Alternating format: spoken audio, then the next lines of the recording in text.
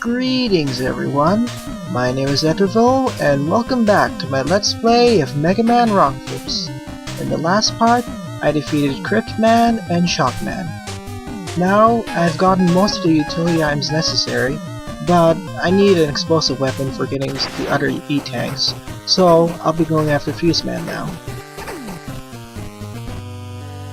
Now, starting on from this point, the stages they reach medium difficulty, both in normal mode and hard mode, but especially in hard mode.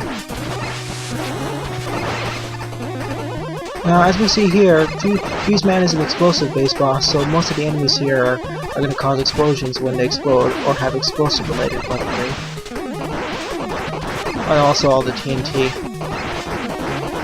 Funny enough, the most annoying enemies in the stage aren't those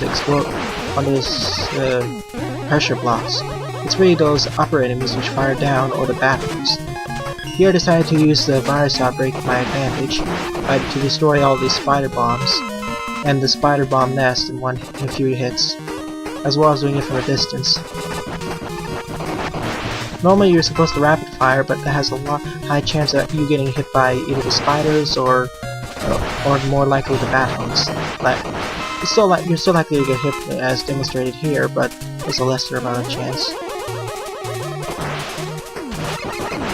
Anyways, make sure to hit the bottom and below, and then once that monkey throws the stick of dynamite or TNT, quickly go above and rapid fire.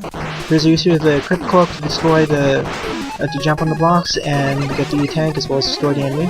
Please note that if you use the Crypt Cloak, as I explained earlier, no enemy can see you, which is nice if you want to pass through certain sections.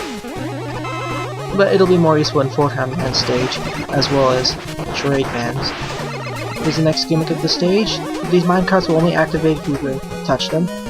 These spikes aren't present in normal mode. I decided to take the bottom route, as the top route is too risky for me, taking a lot of damage.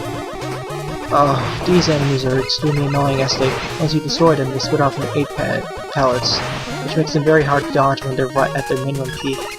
And they always try to match what your elevation is, so jumping over them doesn't usually work. And that extra life isn't really worth it.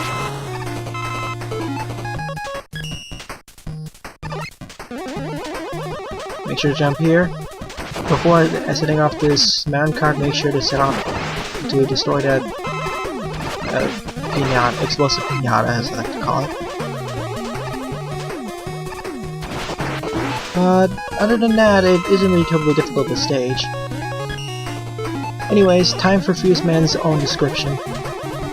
According to the Mega Man knowledge base, Fuse Man guards a demolitions depot somewhere in the deserts of Arizona. Occasionally, he's used to help with actual demolition works with his powerful Phantom Fuse. Though he was programmed as a bit of a macho man, many can sense a bit of a overcompensation with his never-ending manly quotes and mentions of robot women. It's so dope constantly working around explosive material that has him put on edge, though he would never admit to it. The bomb fuse on his head is purely for aesthetic appeal, but the electronic fuses in his body can be easily disrupted by high voltage attacks. That last portion of the description is a big hint to what his weakness is. Anyways, here's the final section of the stage. After the timer present on the stages reaches 0, the entire stage will blow up, and it's almost sure the instant death. Well, not really instant death, there are so many unavoidable explosions that unless you're near the end, you'll die. Now normally, if you're playing on normal difficulty, you have more than enough time to get to the end, even more so in the easy mode. But hard mode, you really need to rush and otherwise you'll be caught. As shown here, there's only 5 seconds left, so not much time. Anyways, just using Eddie here for Fuse Man himself, which, like his stage, isn't too bad. It's about as difficult as a stage. Well, relatively difficult. Anyway, here he is. His main attack is when he fires the Phantom Fuse, either an upper pattern or lower pattern. Upper being towards jumping up and firing it down at you, or firing it lower to sneaking up. And he'll try moving the Phantom Fuse at whatever position you are at before it hits the ground. Please note you can actually be hit by that explosion, so make sure to avoid it. When he throws it up, he also has a chance of throwing down. When he throws it down, he has a chance of throwing 2 sticks of dynamite at you. And then sometimes he'll jump to the bottom of the screen and throw 3 sets of 3 pieces of dynamite. So make sure to dodge it. Please note that the bomb shot phantom piece could be actually slid under, though I didn't really demonstrate it. And he's down. Overall, not too bad of a boss, especially if you use his weakness. I wouldn't suggest him. Well, if you really want to have one of the best items in this game, the Phantom Fuse, I suggest you go after him first. Anyways, here's Bomb Man. Fitting, really, as this is all based on explosions. And now, Mega Man got equipped with the Phantom Fuse, which I consider to be the best weapon in this game, mainly because of its high damage potential, high blast radius, and its versatility, where you can fire it and you can basically control it like a snake-like fashion, and so you can hit any enemy at a distance. Though it freezes your movement, so be cautious when on conveyor belts or enemies are coming in. Now that he's down, we can go after any of these 4 Robot Masters. Now I just wanted to take on the last medium level boss, or medium difficulty boss, so let's go to Pulse Man then.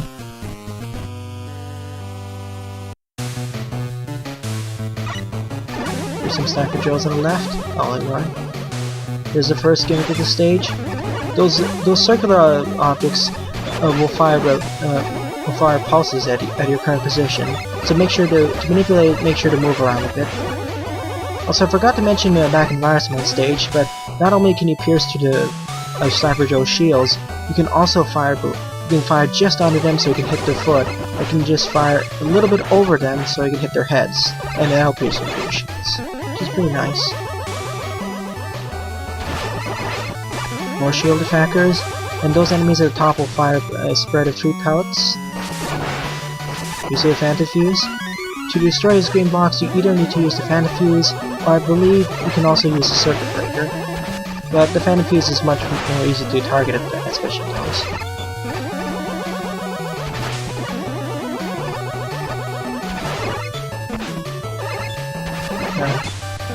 And on normal difficulty, there are not that many shield attackers and fast-moving enemies.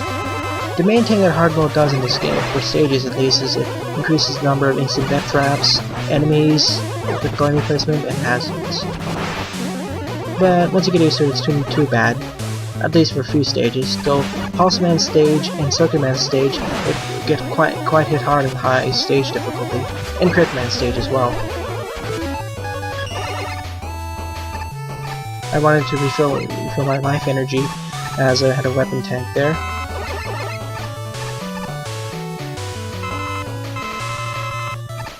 Though I wish there were weapon tanks in this game, or mini tanks. This next gimmick of the stage, these will teleport you to the next teleporter of the same color. So I had to preemptively use the Ice Shield, Ice Break to destroy these enemies. Can't tell how many times I died in this room because of hitting my head on the roof.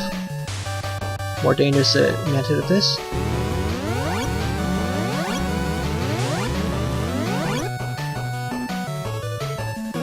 Coming up next is, after the next room, is the mini-boss. Also, another creative use is a Crypt Cloak. I find it funny though, the Crypt Cloak, Phantom Fuse, and Circuit Man's weapon are the most useful for getting E-tanks. The other ones, they're useful in all for Robot Master weaknesses, but there's some issues. Now here's the mini-boss of this stage. Most weapons can't reach him because of the glass on the left, so either Rapid Fire or use Sword Man's weapon. And coming up here is the hardest part of the stage, and the main gimmick. These pulse waves will increase your momentum towards the direction they're firing at. But on hard mode especially, there are all these spikes, which can the rising and lower spikes, which can instant kill you at its current difficulty. On the normal settings, it's quarter damage. Normally there are only those spikes that are non-moving, but on hard mode these are added, which makes it much more hazardous. Can't tell you how many times I died from misjumping or overjumping. Especially that section. Anyways, time for Pulse Man's description. An experimental robot, Pulse Man serves as a proof of concept rather than a truly practical robot, an idea he resents. He and several other machines were designed to work with a new hydrogen fuel system that was based on the cardiovascular system. Though this system earned the respect of the scientific community, plans to experiment further fell through, leaving Pulse Man and the self-sustaining machines alone at an abandoned factory. Though the unusual fluid used to power the machines is currently sterile, it is easily contained by foreign bodies, contaminated by foreign bodies. Also a hint on what his weakness is. I really do like that the descriptions for each of the bosses basically give you nice hints to what their weaknesses are. Now I do have his weakness, but as I said in my description, I'll be just buster only in the boss to demonstrate the patterns. And unlike his stage, Pulse Man is rather difficult. Mainly due to two reasons. He fires a lot of projectiles. This one isn't too bad, but the bomb basically fires at the current direction, the current spot you're standing on. And this is where it gets problematic. He can fire a spread of 4 of those balls. The thing is though, when it's combined with when he fires this large pulse at you, at your current position, combined with his 4 mini pulses, and his jumping, which can create shockwaves like Crypt Man does, you can get cornered very easily. Like here, I was getting so worried I would die in one more hit. But Pulse Man played nicely in this regard. So, and he's down. Pulse Man, especially without his weakness, or E-Tanks, is quite difficult, to say the least. But mainly because of how kind of unpredictable he is and RNG based. And mainly because of all the projectiles. But other than that, he's down. And we rescue Nitro Man. Seems a bit... I don't understand. There may be some correlation here, as Nitro Man may be an experimental one. And such, we got equipped with the Pulse Stopper. As demonstrated here, Pulse Stopper's pulses will block enemy pellets from hitting you when you hold it. And so it acts like a mini shield, like the viral outbreak. But of course, you can also fire it in any of 8 directions, which will go there and block any projectiles in that direction, as well as hit the enemy multiple times. Anyways, we're done with the medium level Robot Masters, time to go into the difficult ones. Time to move on to Solar Man. Photon Man, I mean. Keep getting those mixed up. Now we have these flower type enemies, which have 2 ways of being defeated. If you shoot off their top heads, they'll be destroyed, but they'll leave their stalk alarm. But if you destroy the stalks, it'll immediately shoot their head off, which explodes on impact with the ground. On hard mode, these enemies from the top, these flying enemies in the top are added, which fire bombs like the eagles in Crypt Man stage. But instead of the explosions,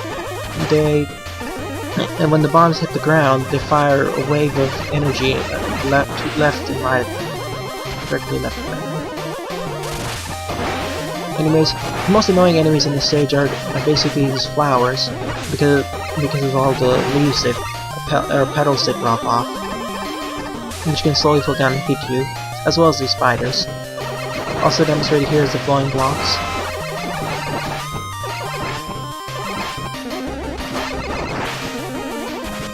But the hardest part of the stage is yet to come. Also, a nice user is the Shock Gauntlet, which, as long as the wall is 1 block wide, you can fire through it. Also demonstrated there is that if you reach the maximum amount of 9 lives, collecting another life will refill your life energy back to max. Here's a demonstration of one of the gimmicks of the stage. At this and another part of the stage, these suns will rev up and fire towards your current position, which can make them extremely dangerous if you're in tight corners. This is why I decided to use the virus outbreak so I can destroy these flowers as well as hit these suns. We'll be seeing these again in Circuit Man stage. The main difference from this in normal mode is that they were more frequent and aggressive in this mode. Here's where the suns get much more hazardous, especially with the spikes and meteors.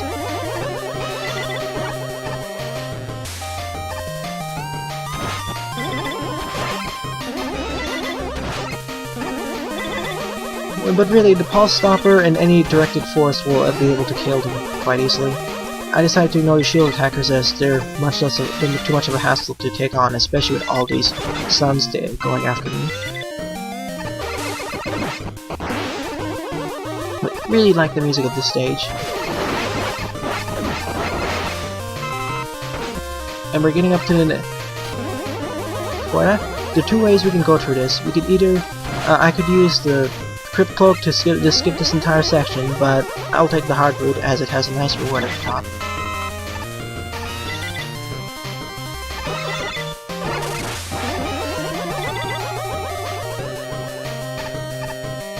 And yeah, standing on this box will launch you upwards. Especially. Also, those red blocks weren't there in normal mode. And commonly, if you see those red blocks, they're basically the added target. Anyways, over here we basically get the sea tank. Just slide under that larger version of a big eye. Here's the next gimmick of the state, or the final gimmick. We basically have a cloud block here, which powers the energy bridges to the right. Now, if it runs out of power, then the energy box will disappear and you'll fall into the spikes. So, make sure to max it out and race through it. And just rinse and repeat with harder difficulty challenges. Especially later on where I remember so many failed times from falling in the pit and hit by these spiders. On hard mode, the main difference here is that the energy drains off much more quickly. If I can recall. Anyways, time for Photon Man description. Photon Man is essentially a walking solar battery, tasked with providing emergency power to facilities that require it. If not on duty, Photon Man can be found overseeing the functions of his solar power plant, a personal project he constructed in his passion for clean energy. While handling solar power is his expertise, he has expressed interest in studying other forms of renewable clean energy, though is somewhat displeased that he was built for only one energy type. Still, he is very particular about his solar panels, as extreme concussive force can easily shatter. Alright, here's Photon Man himself. His main danger is you can fire the photon flare up or fire a laser. Laser like that, which can pretty much can two-hit kill you. You have max health, so make sure to avoid that. But his main annoyance is that he can ram into you pretty easily. As well as that when he corners you, he'll basically just punch you in the face. I decided to use an E-Tank here as the difficulty stage was really hard as well.